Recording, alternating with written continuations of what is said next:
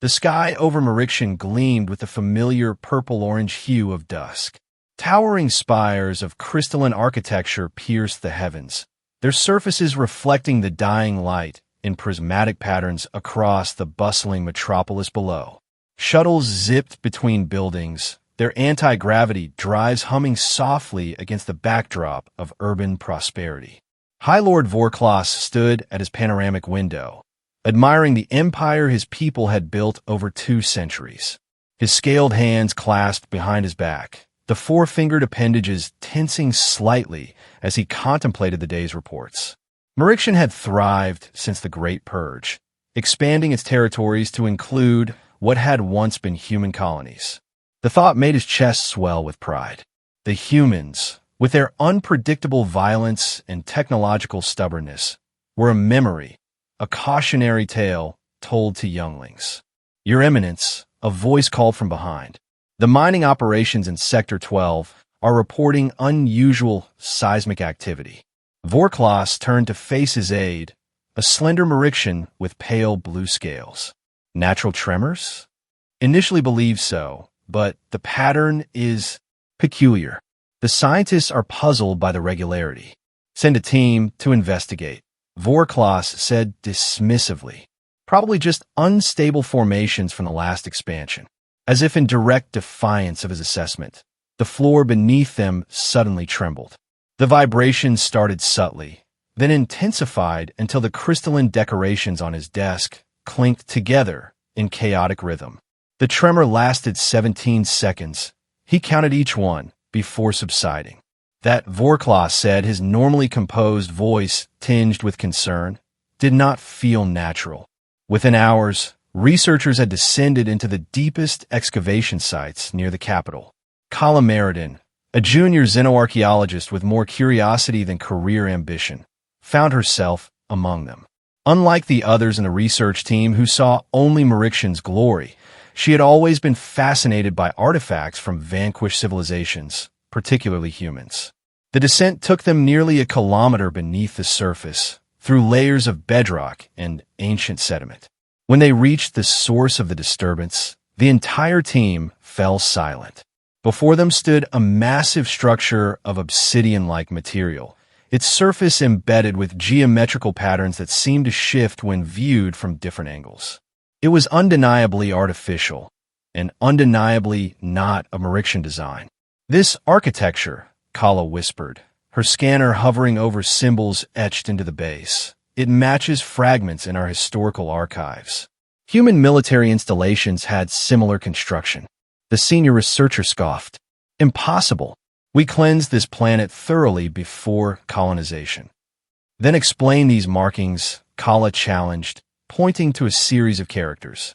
As her light illuminated them, the symbols pulsed with a faint blue glow. The structure suddenly hummed to life. The patterns on its surface brightened, and a low-frequency vibration emanated from deep within.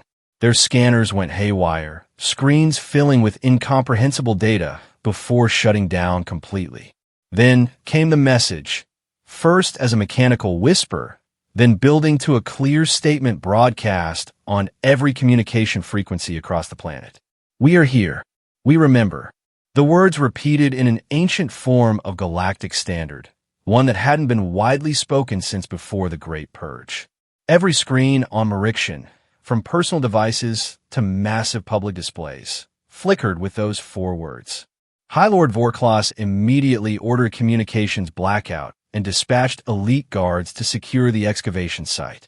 "No one speaks of this," he commanded his council. "Seal off the area.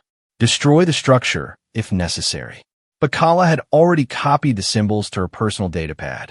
There was something hauntingly familiar about them, something she had seen in forbidden historical texts. The humans weren't just leaving a message, they were activating something. As night fell on Marikshan, the structure released a massive energy pulse that shot skyward, punching through rock and soil before erupting from the planet's surface like an inverted lightning bolt. The beam continued upward, past the atmosphere, expanding into the void of space in concentric waves of energy. In the silence that followed, Emergency channels across the Galactic Council frequencies lit up with a single alert. Signal anomaly detected. Origin, Marixian. Scope, galaxy-wide propagation. Kala watched the sky from her apartment window, wondering what ancient force they had awakened. The official news claimed it was merely a power surge from experimental mining technology, but she knew better. The symbols haunting her datapad told a different story, one of a sleeping giant beginning to stir. "What have we done?" she whispered to the empty room. "What have we awakened?" "Captain." Darius Vaughn awakened to darkness and cold. His lungs burned with the first breath, cryogenic fluid draining from his respiratory system. Emergency lights bathed his hibernation pod in dim red, casting long shadows across the frost-covered interior. "Status report." He croaked, voice raspy from centuries of disuse. "Life support at 42% capacity," responded a synthetic voice. "Hull integrity compromised in sections 7 through 19. Current crew survivability, 7 individuals." Vaughn's pod hissed open, allowing him to sit upright. His muscles protested after their long dormancy, but military-grade cryogenic preservation had prevented severe atrophy. He blinked away the disorientation, focusing on the holographic display that materialized before him. "Sage," he addressed the ship's AI. "What triggered the emergency revival protocol?" The display coalesced into a waveform pattern. Signal detected, matching preset awakening parameters. Authentication verified. Signal origin, Marixian, former colony world SV 219. Play the signal. The simple message echoed through the command pod. "We are here. We remember." Vaughn felt a chill that had nothing to do with cryogenic recovery. "Our contingency beacon was activated." "How long have we been dormant, Sage?" "Approximately 217 standard years since engagement of emergency hibernation protocols. 2 centuries. Humanity reduced to fragments, scattered across the stars like cosmic debris. The TDS Reclaimer, once a proud destroyer in Earth's defense fleet, now a derelict shell drifting in the outer darkness of an unmarked asteroid field." Vaughn struggled to his feet, steadying himself against the console. "Ship status.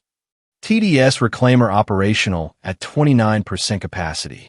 Main weapons systems, partially functional. FTL drive, operational but limited to 3 jumps without maintenance. Crew complement, you and 6 others in recoverable condition." The captain made his way through frost-covered corridors to the bridge, each step becoming more stable as his body remembered its purpose. The ship's interior was a testament to human engineering, designed to withstand centuries of neglect. Still, decay was evident in the corroded panels and flickering lights. The bridge viewport revealed their position, a debris field of abandoned ships and space junk, where the Reclaimer had hidden among the forgotten refuse of a dozen civilizations. As the other crew members were revived, a weapons specialist, an engineer, a pilot, a communications expert, and 2 Marines, Vaughn reviewed the ship's long-term data logs. They painted a grim picture. After the fall of Earth and the major colonies, humanity had been systematically hunted. Some were imprisoned, others scattered to the fringes. The Galactic Council had declared the species effectively extinct. "They thought we were gone," Vaughn said to his assembled crew, their faces gaunt but determined. "They built over our worlds, stole our technologies, and tried to erase our existence from history." He activated the communication array, stretching the ship's limited power to broadcast on old human military frequencies. "This is Captain Darius Vaughn of TDS Reclaimer to any human outposts or vessels. We have received the awakening signal. Respond on secure channel TH7. For hours, there was only static. Then, piece by piece, responses trickled in. A mining outpost in the Ceres belt with 37 human laborers. A mercenary crew operating from a station called Red Quasar. A prison colony where humans had quietly taken control from their guards 3 decades ago. Each response strengthened Vaughn's resolve. He stood before his small crew, their faces illuminated by the holographic map showing each human signal. The Galactic Council thought they could wipe us out, he said, his voice gaining strength. They destroyed our homeworld, but they couldn't destroy our spirit. Today, we send our own message. He activated the broadband transmitter, no longer concerned with secrecy. To all who carry human blood, they may have erased our planets, but they cannot extinguish our will. Rise now. Let us remind the galaxy that we never truly disappeared. As the message propagated outward, Vaughn watched the ancient systems of the Reclaimer come to life. Weapons primed, shields initialized, engines warming. In the void of space, surrounded by the graveyard of forgotten ships, humanity's remnant prepared for war. The central citadel of the Galactic Council glittered like a silver crown against the blackness of space. Inside its highest chamber, representatives from 24 species gathered in emergency session, their voices rising in a cacophony of alarm and accusation. The signal has awakened dormant human outposts across 7 sectors, declared the KIR Dominion ambassador, his translucent appendages quivering with agitation. Already, we have reports of human insurgents seizing control of 3 minor spaceports. High Lord Vorklas of Merixian stood at the center of the chamber, his posture rigid with barely contained fury. The humans were supposed to be extinct. The Great Purge was thorough. We all agreed to this.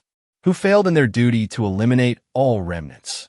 The Valari representative, a being of crystalline structure and cold logic, activated the central hologram. Perhaps a review of historical context would benefit this discussion. The chamber darkened as footage from the human wars played above them. The assembled council members watched with a mixture of horror and fascination as human marines in powered combat armor stormed through alien defenses, their tactics brutal and effective. The footage showed humans fighting long after their positions became untenable, refusing surrender even when victory was impossible. This, the Valari emphasized, is what we face again. A species that does not recognize logical defeat. Their psychology includes a dangerous concept they call spite, the willingness to sustain damage simply to inflict it upon their enemy. An elderly Zith counselor, whose species had maintained neutrality during the human wars, raised her voice. Perhaps negotiation should be considered. If they have survived in secret all these years, maybe coexistence. Impossible. Vorklas interrupted.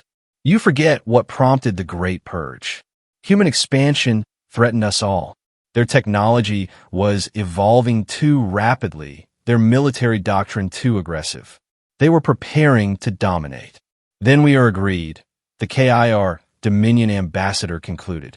Reactivation of the extinction protocol is necessary. The vote was nearly unanimous. Only 3 species abstained, none opposed.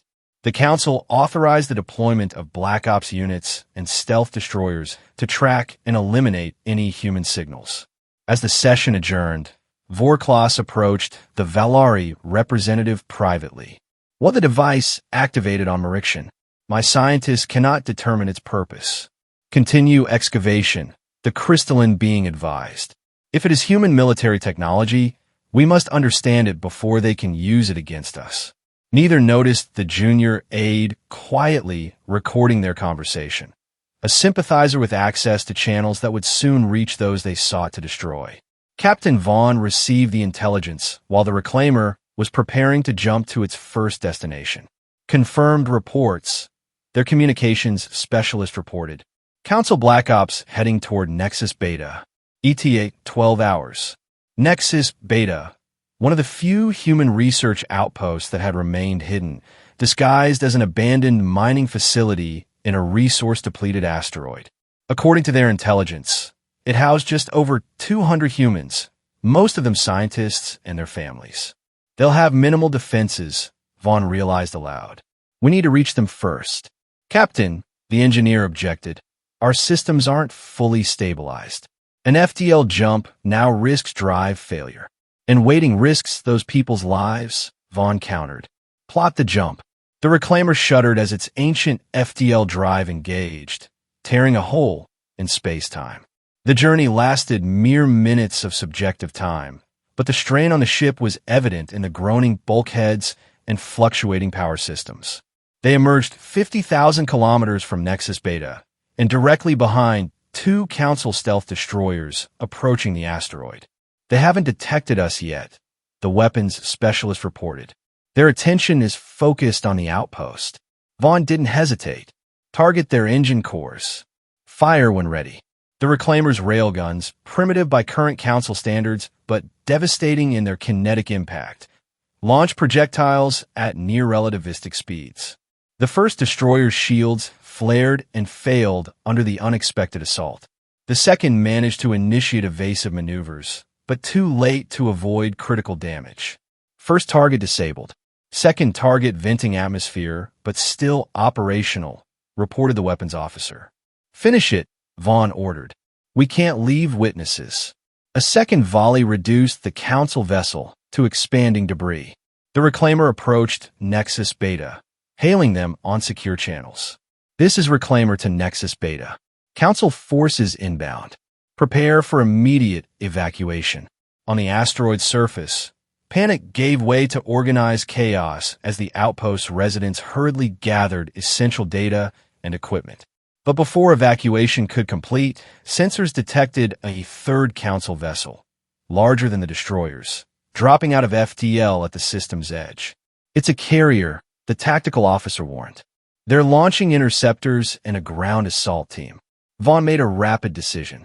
Continue evacuation of their personnel and data. Lieutenant Carter, take the Marine squad and establish a defensive position. Hold them off until we get everyone out. The 6 Marines, led by Lieutenant Carter, boarded a shuttle to the asteroid's surface. Though few in number, they were veterans awakened from cryosleep, warriors born in an age when humans fought with desperate ferocity against overwhelming odds. They deployed at the main access tunnel, setting up ambush positions with antiquated but lethal weaponry. When the Council Special Forces breached the outer doors, sleek, armored soldiers moving with precision, they met a hail of concentrated fire from positions they hadn't detected. The Council troops had superior numbers and technology, but the human Marines fought with the accumulated knowledge of centuries of warfare. They used the terrain, drawing enemies into kill zones. They employed improvised explosives to collapse passages. Most importantly, they refused to retreat even when logic dictated surrender. Lieutenant Carter took a plasma bolt to the shoulder, but continued directing her squad. Private Mills died holding a choke point, allowing civilians to escape through a secondary tunnel. Sergeant Watson used his last breath to detonate charges that buried an entire enemy squad.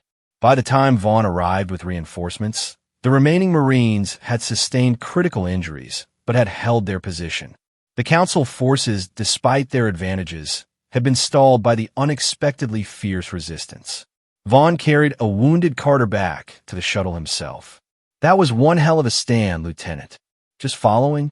The oldest orders, sir, she replied through gritted teeth. Never again. Never surrender. Earth's last command. The evacuation completed with 87% of Nexus Beta's personnel and 62% of its data archives.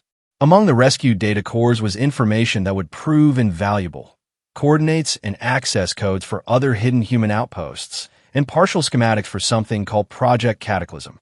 Back aboard the Reclaimer, as the ship prepared for another FTL jump, Vaughn reviewed the recovered files.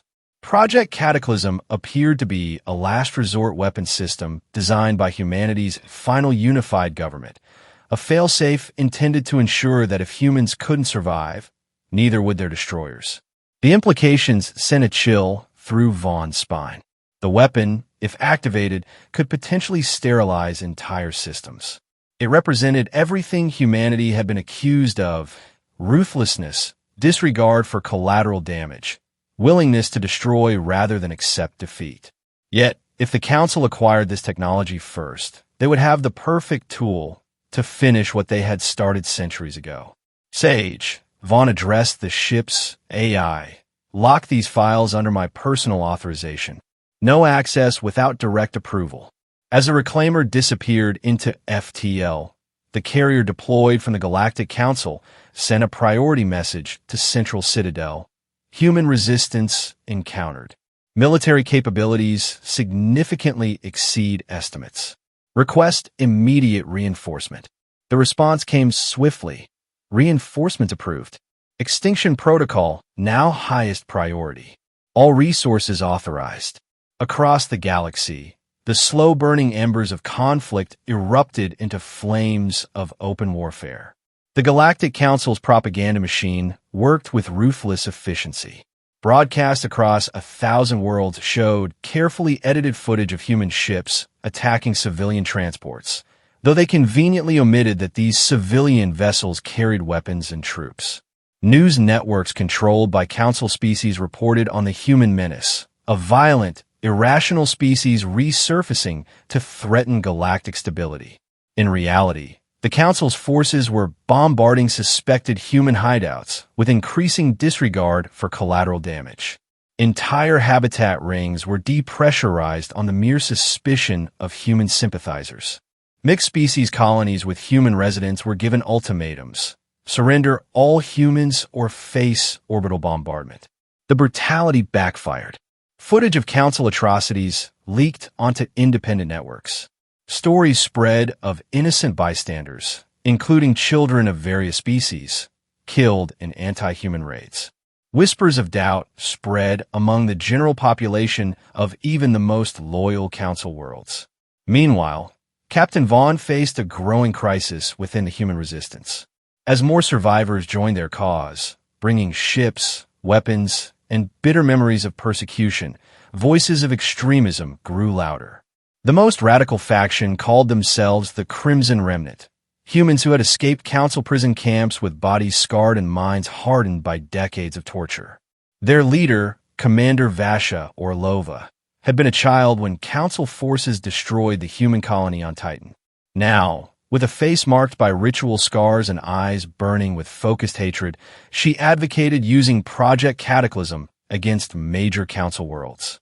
They didn't show mercy when they bombarded Earth, Orlova argued during a tense strategy meeting aboard the Reclaimer. Why should we extend what they never gave us? Vaughn stood his ground. Because our goal isn't extinction, it's justice. We fight for humanity's right to exist, not to become the monsters they painted us as. Pretty words, Captain, Orlova sneered. But I've watched Council guards throw human children out of airlocks for amusement. Justice is a luxury for those who haven't suffered enough. The divide threatened to split the fledgling human resistance. Some sided with Vaughn, believing that indiscriminate destruction would only confirm the Council's justification for the original purge. Others, bearing physical and psychological wounds from Council oppression, found Orlova's vengeance more appealing. The information recovered from Nexus Beta revealed that a crucial component for Project Cataclysm, a specialized quantum resonance core, was hidden on Ravenous, a neutral trading hub known for its stringent independence from Council politics.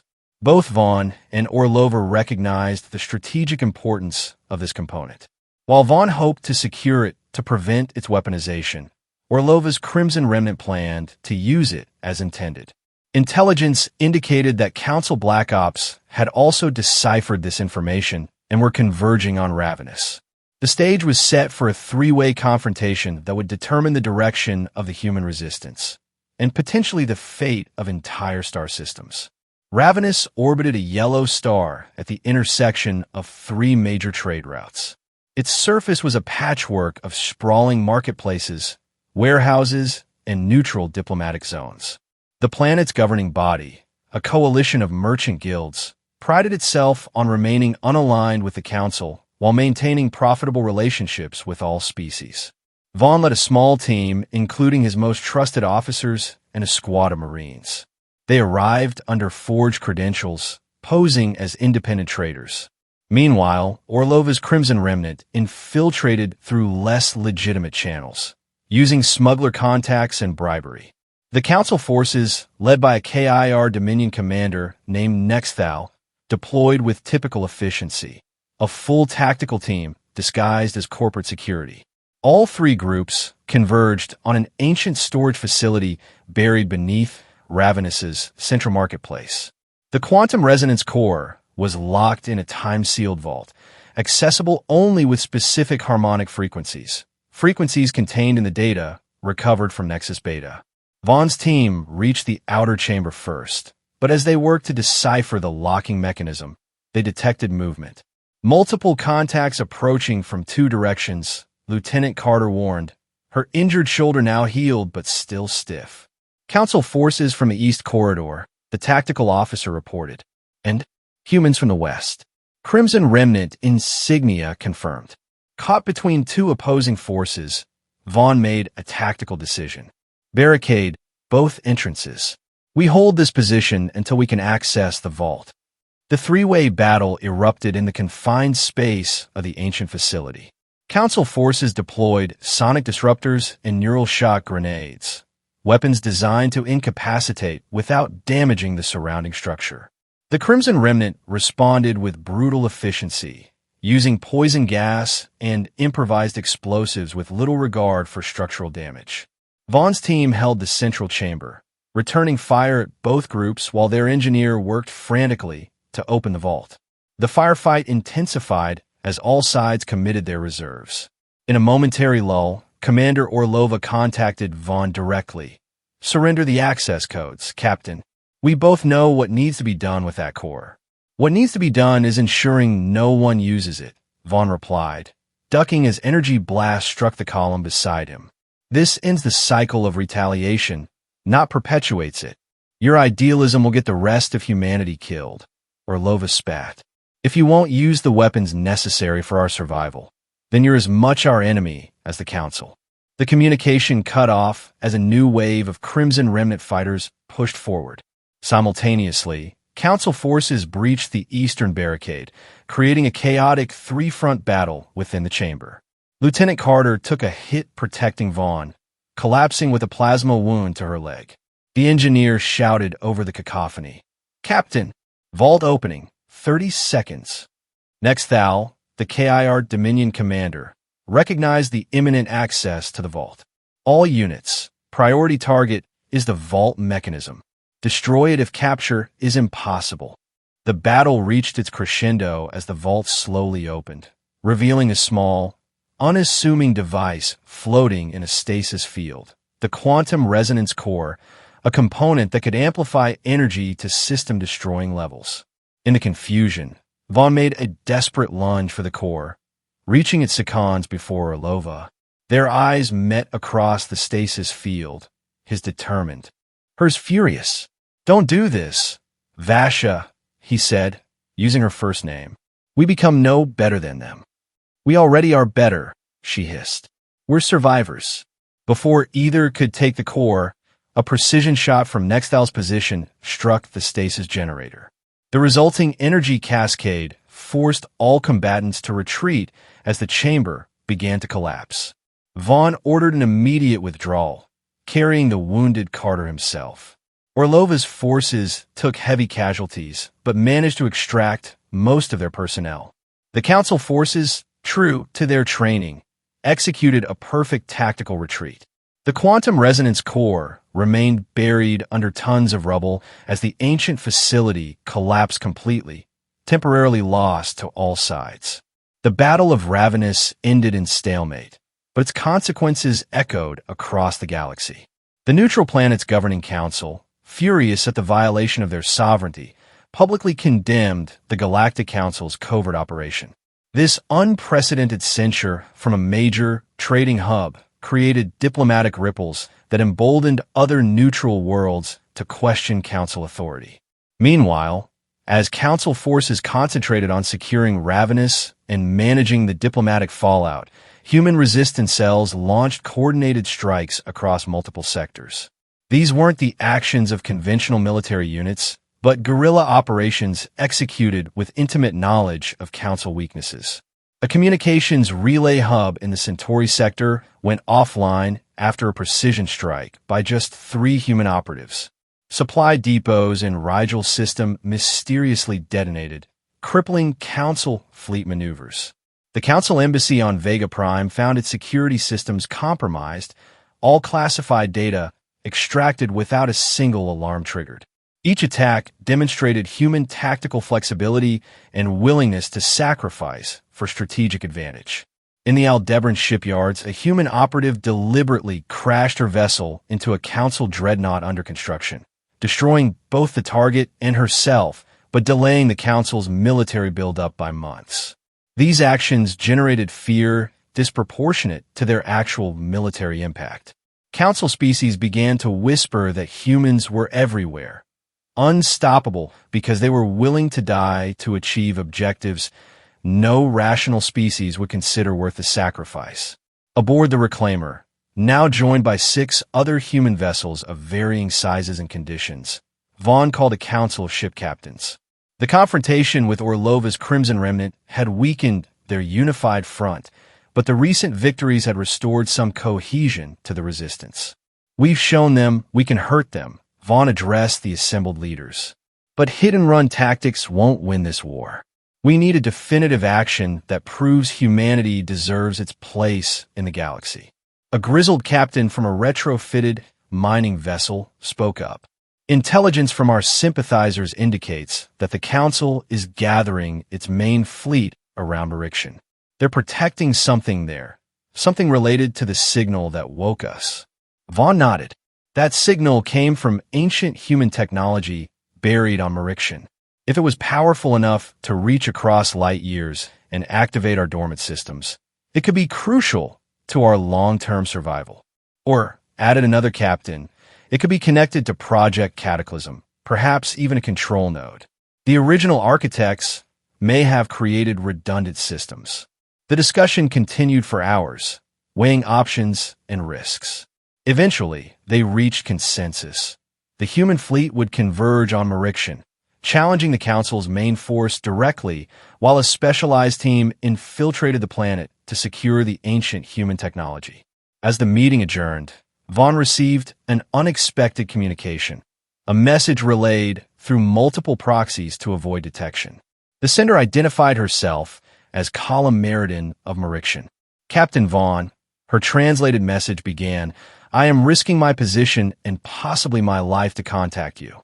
The device beneath our world is active, but High Lord Vorklaus plans to weaponize it against your species.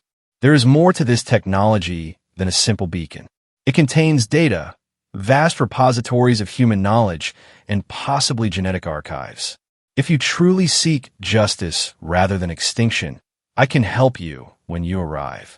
Vaughn studied the message carefully, suspicious of a trap, yet intrigued by the possibility of an ally on Merixian itself.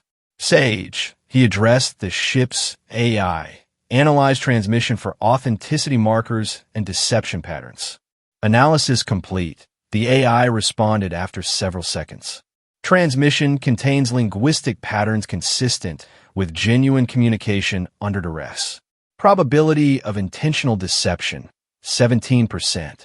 Probability of unintentional misinformation, 29%. Vaughn made his decision. Send response. "We accept your offer. Prepare for our arrival. Within 72 hours. Watch for the thunder before the storm." As the human fleet prepared for what might be their final battle, Vaughn stood at the viewport of the Reclaimer, looking out at the assembled ships. They were a motley collection, mining vessels retrofitted with weapons, ancient military craft awakened from mothballed status, even a few stolen Council corvettes. Against the Council's unified fleets, they appeared hopelessly outmatched.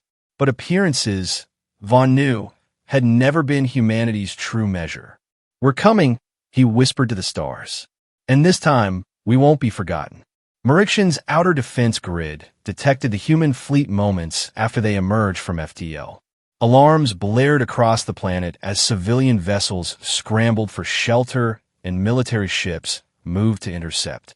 High Lord Vorklaus stood in the Planetary Defense Command Center, his scaled features tight with tension as holographic displays showed the approaching human vessels. "How many?" he demanded. 27 ships of various classes, his tactical officer reported, "including several we cannot identify, possibly ancient human military designs not in our databases. And our forces? 42 warships in optimal defensive position. 3 Council dreadnoughts have arrived, with 7 more en route." Vorklaus should have felt confident in these numbers. yet unease prickled along his spine. The humans had proven unpredictable, and their willingness to employ suicide tactics made conventional military calculations unreliable. Status of the excavation site? He asked. Security teams in place. Dr. Meriden believes she has deciphered enough of the interface to access the weapon systems. Vorklas nodded in satisfaction. Perfect. Once activated, we can end this human resurgence permanently. What he didn't know was that Kala Meriden had been feeding him selective information. Her research had revealed that the structure beneath Marikshan was not primarily a weapon, but an archive, a repository containing the cultural, scientific, and genetic heritage of humanity. The Cataclysm component was merely a defense mechanism designed to protect this legacy. As Vorklas focused on the approaching fleet, Kala worked deep underground with a team of researchers, ostensibly preparing the structure for weaponization. In reality, she was carefully documenting everything while establishing a secure communication channel for when the humans arrived. Above the planet, the battle began with a devastating human offensive. Captain Vaughn had divided his fleet into 3 tactical groups: a frontal assault force to engage the Council's primary defenses, a flanking group to target their command vessels, and a stealth team to punch through to the planet's surface. The Reclaimer led the frontal assault, its ancient hull absorbing punishment that would have crippled modern ships of similar size. Vaughn stood on the bridge, calmly issuing orders as the vessel shuddered under enemy fire. Target their lead dreadnought's propulsion systems, he commanded. All batteries, coordinated barrage. The Reclaimer's railguns launched projectiles at relativistic speeds, while retrofitted energy weapons stripped away the Council vessel's shields layer by layer. The Council fleet responded with overwhelming firepower, their superior technology and numbers gradually pushing back the human offensive. 2 human vessels erupted in flames, their crews fighting to the last moment. A third, critically damaged, deliberately rammed a Council cruiser, destroying both ships in a spectacular detonation. In space, sound doesn't travel, but across communication channels, the human captains could be heard rallying their crews with defiant declarations. Remember Earth. For humanity, never surrender, never forget. The ferocity of the human attack created an opening for the stealth team. 3 small craft using modified cloaking technology. They slipped through the engagement zone, accelerating toward Marikshan's atmosphere. Council sensors detected them too late. Point defense systems activated, catching one of the infiltration vessels, but the other 2 continued their descent, using the planet's magnetic field and atmospheric interference for additional concealment. 1 craft contained a Marine strike team, led by Lieutenant Carter, still favoring her injured leg, but determined to complete the mission. The other carried Vaughn himself, along with a specialized technical team. As they breached the atmosphere, Marikshan's ground-based defenses opened fire. Carter's vessel took critical damage, forcing an emergency landing kilometers from the target. Vaughn's craft managed to reach the coordinates provided by Kala before crash landing in a forested area near the excavation site. Bruised but functional, Vaughn led his team toward the facility on foot. They encountered perimeter guards almost immediately, Marikshan's soldiers equipped with advanced energy. Weapons. Non-lethal measures when possible, Vaughn ordered his team. These aren't the architects of our suffering, just soldiers following orders. They employed sonic disruptors tuned to Marikshan physiology, incapacitating most guards without permanent injury. When forced to use lethal methods, they did so with reluctance but efficiency. Meanwhile, Carter's team approached from a different direction, establishing a diversion that drew away significant security forces. Underground, Kala Meriden heard the alarms and knew the humans had arrived. She quickly encrypted her research findings, hiding multiple copies throughout the facility's systems. When Vorklas's lieutenant burst in her laboratory, she was calmly analyzing display readings. Dr. Meriden, secure the artifacts. Human forces have breached outer defenses. Of course, she replied, her outer eyelids blinking in practiced concern. I'll need to stabilize the interface first. The energy signatures are fluctuating dangerously. The lieutenant hesitated, then nodded. I'll assign additional guards to this section. Once alone again, Kala activated a hidden communication device. This is Meriden. The main access is through the northern excavation tunnel. Sending facility schematics now. Be advised, Vorklas is attempting to weaponize the structure. Vaughn received her transmission as his team approached the facility perimeter. Acknowledged. ETA, 8 minutes. Is the structure what we think it is? It's far more, Kala responded. It's an archive, the most complete repository of human knowledge and genetic records ever created. Your ancestors built it as their legacy, a seed vault for your civilization's rebirth. The weapon component is just its defense system. Understood, Vaughn replied, processing the implications. We're on our way. Hold your position if possible. Above Marikshan, the space battle reached its crescendo. The Council fleet, despite its superior numbers, found itself entangled in a chaotic engagement unlike any they had trained for. Human vessels ignored conventional battle doctrine, charging into point-blank range, executing maneuvers that stressed their structural integrity beyond safe limits. The Reclaimer's executive officer had assumed command in Vaughn's absence. Following prearranged orders, she directed their remaining ships in a desperate gambit, concentrating all firepower on the Council flagship. Target their command bridge, she ordered. All vessels, maximum power to forward weapons. Divert life support if necessary. The human fleet, suffering grievous losses, nonetheless succeeded in crippling the Council flagship. As its shields failed and hull breaches multiplied, the coordinated Council defense began to fragment. Individual captains, seeing the flagship in flames, initiated their own tactics without central coordination. Beneath Marikshan's surface, Vaughn's team fought their way through security checkpoints, moving deeper into the excavation site. They encountered increasingly desperate resistance as they approached the central chamber. They're protecting something big, observed the team's tech specialist as they took cover from energy fire. These aren't regular security forces, they're elite guards. Lieutenant Carter's diversionary team, despite being outnumbered, had successfully drawn away significant forces through a combination of hit-and-run tactics and false sensor readings, suggesting a larger invasion force. Carter herself, moving with determination despite her injury, led a small squad through maintenance tunnels mapped from Kala schematics. They emerged behind a heavily defended security checkpoint, catching the guards by surprise. Clear, she signaled through the comm. Vaughn, your path through Sector 7 is open. We'll hold here as long as possible. Vaughn acknowledged and led his team forward, finally reaching the antechamber to the main excavation. There they found Kala, her blue scales distinguished by unusual marking patterns, waiting behind a sealed door. Captain Vaughn, she said, meeting his eyes with surprising steadiness. There isn't much time. Vorklas is already inside, attempting to reconfigure the defense protocols into an offensive weapon. Why are you helping us? Vaughn asked, signaling his team to secure the perimeter. Because history is being erased, Kala replied. Your species deserves to exist, not as villains in propaganda, but as you truly were, flawed, yes, but also capable of greatness. What we're doing to you is no different than what you were accused of planning. She operated a control panel, and the massive door began to slide open. Once inside, I can guide you to the main interface. But Vorklas will have guards, his most loyal. The chamber beyond took Vaughn's breath away.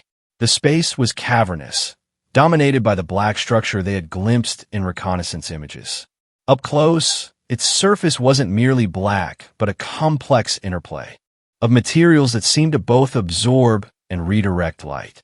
Symbols and equations covered its surface, human mathematics and language preserved for centuries. At the center stood High Lord Vorklas, surrounded by a dozen guards. His hands manipulated a holographic interface projected from the structure itself. You're too late, human, he called out, not bothering to look up. I've already bypassed the genetic recognition protocols. In moments, I'll redirect this weapon against your pitiful fleet and then to every location where your species still hides. Vaughn assessed the situation rapidly. Direct confrontation would likely result in damage to the archive, an unacceptable outcome. Instead, he caught Kala's eye and gave a subtle nod. Kala stepped forward. High Lord, the calibration is incorrect. The power fluctuations indicate system rejection. Vorklas finally looked up, his eyes narrowing at her presence alongside the humans. Dr. Meriden, your treachery is disappointing but ultimately meaningless. Not treachery, she countered, slowly moving closer to the interface. Conscience, you wouldn't listen to the truth that this isn't a weapon of mass destruction but a repository of knowledge. Knowledge that gives them power. Vorklas, power they would use against us, just as before. While this exchange continued, Vaughn's team spread out, taking strategic positions. The guards, focused on protecting Vorklas, failed to notice the tactical disadvantage they were accepting. What exactly are you afraid of, Vorklas? Vaughn called out. That humans might reclaim their place in the galaxy? Or that your people might learn you built your empire on genocide? Vorklas abandoned the interface and drew an ornate energy pistol. I will not debate morality with a relic. Guards, eliminate them all. The chamber erupted in weapons fire. Vaughn's team had anticipated this moment, dropping into pre-selected cover positions. The guards, caught in exposed positions, suffered immediate casualties. Kala used the distraction to lunge toward the interface, her fingers dancing across controls with practiced efficiency. I'm trying to lock him out of the system, she shouted over the chaos. Vorklas saw her intent and fired directly at her. The energy bolt caught her in the shoulder, spinning her away from the controls. She collapsed, blue blood spreading across her researcher's garb. You've chosen extinction with them, Vorklas hissed, returning to the interface. Above the planet, the space battle had reached a critical point. The Council forces, despite losing their flagship, still outnumbered the human vessels. 3 more human ships have been destroyed, their crews fighting to the end to protect the mission. On the Reclaimer's bridge, emergency alarms blared as systems failed under sustained assault. The executive officer received a priority message from the fleet's last remaining heavy cruiser. We can't hold much longer, the other captain reported, her face obscured by smoke on the video feed. What are your orders? Maintain position, came the steady reply. Captain Vaughn needs more time. In the chamber beneath Marikshan, Vaughn engaged in a desperate firefight. 3 of his team were down, and the remaining members were running low on ammunition.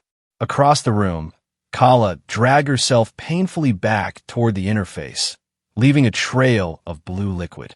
Vorklas worked feverishly at the controls, his eyes reflecting the holographic symbols as they shifted from blue to red, defense protocols transforming to attack parameters. 30 seconds to full activation, he announced with cruel satisfaction. The legacy of humanity ends today, permanently. Kala reached the interface pedestal and pulled herself upright. Captain, she called. The system still recognizes human DNA. It requires direct contact. Vaughn understood immediately. Dodging energy bolts, he sprinted across the open space toward the pedestal. A shot grazed his side, searing flesh, but he continued forward with single-minded determination.